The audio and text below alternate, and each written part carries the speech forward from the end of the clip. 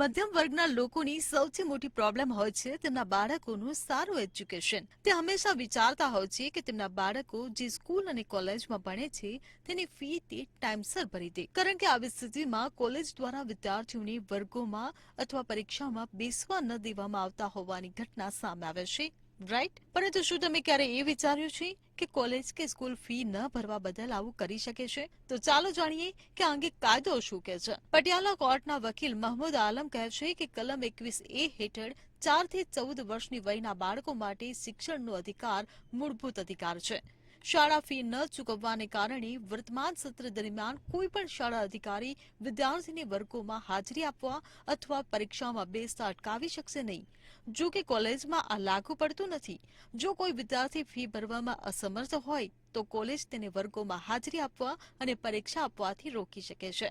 આવી જ માહિતી માટે જોતા રહો મંતવ્ય ન્યૂઝ.